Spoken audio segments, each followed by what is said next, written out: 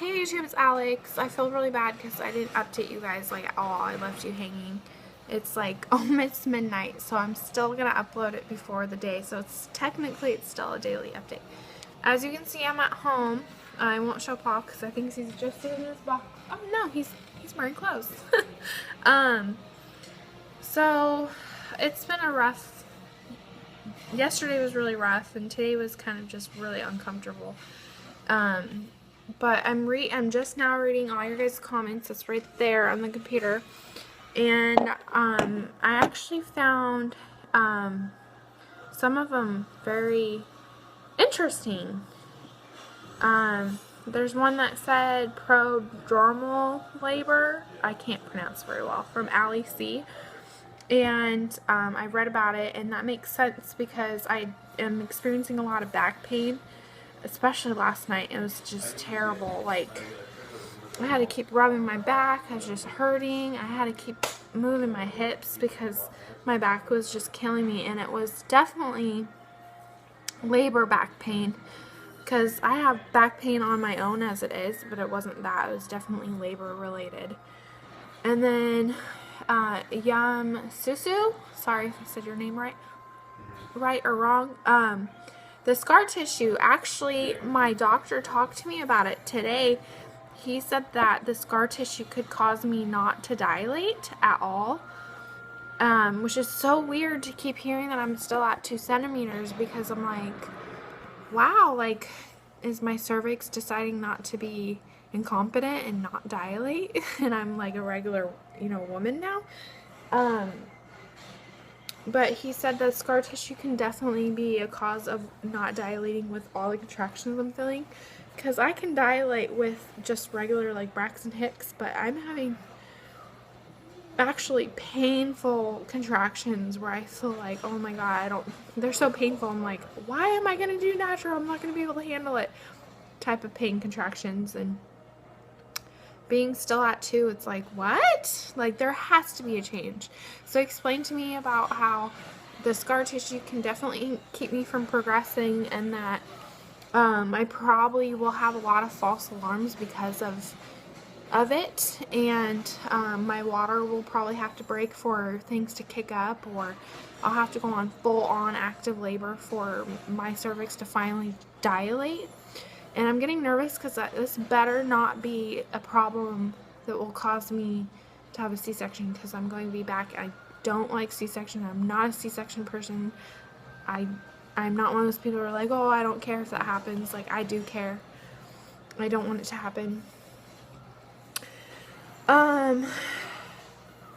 The oil, the prime rose oil to soften, I'm still 36 weeks. I'll be 37 weeks on Sunday, so I don't feel like I should try to induce labor since I'm still early, but I'm also at the point where I'm really uncomfortable. I'm hurting. I'm in pain. Sorry for my messy hair. Paul and I took a nap earlier, and I took a shower before my nap, so.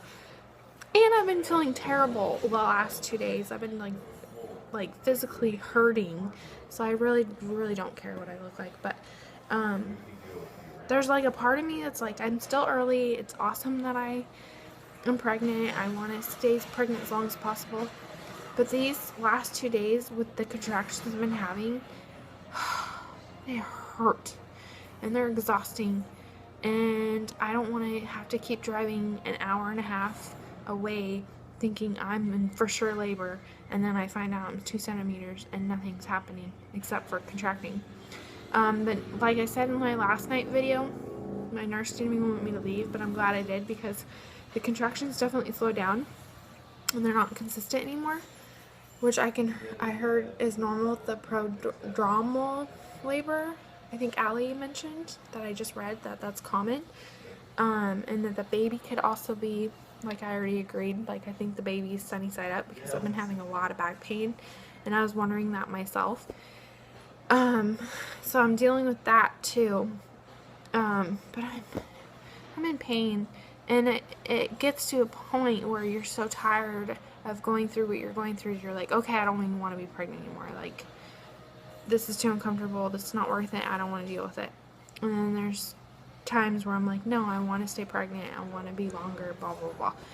So I'm definitely getting to that frustration point. the contractions hurt.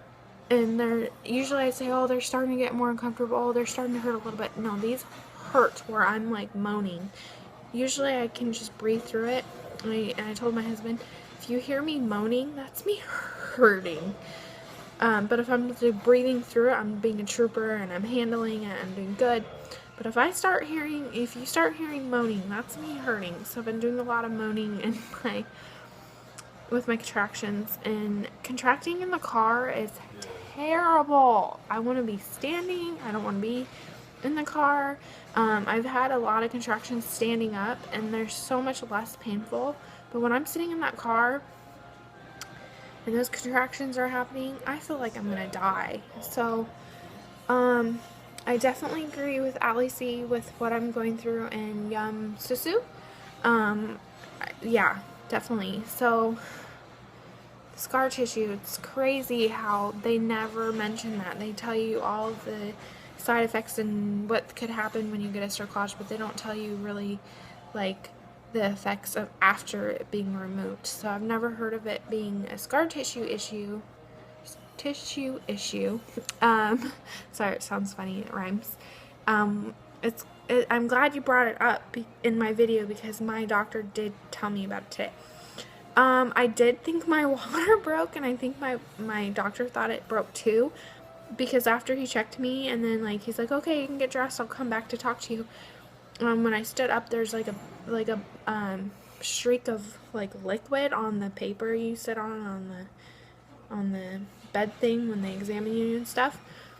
And I lifted it up and there's like a tiny puddle of clear liquid, and I know it wasn't pee because I peed in a cup before my appointment and my urine was really dark.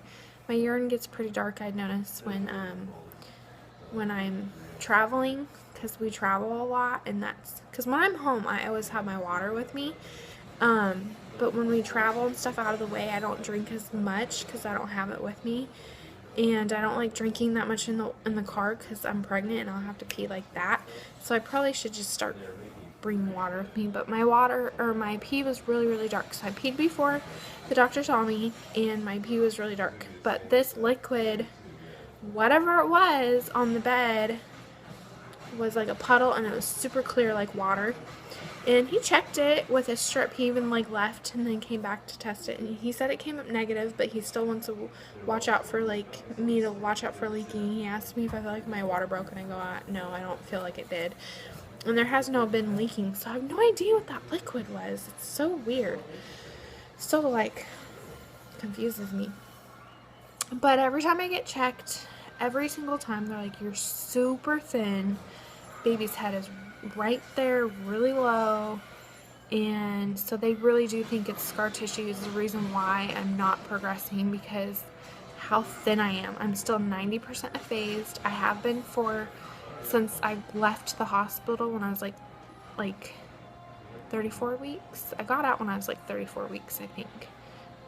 34 weeks and a day I got out of the hospital, and I've been 90% effaced since then. So I'm uncomfortable, I'm hurting. I feel like mentally I'm so done being pregnant, but at the same time I'm like, I'm glad I'm still pregnant. But I don't want to be going through all this pain and discomfort.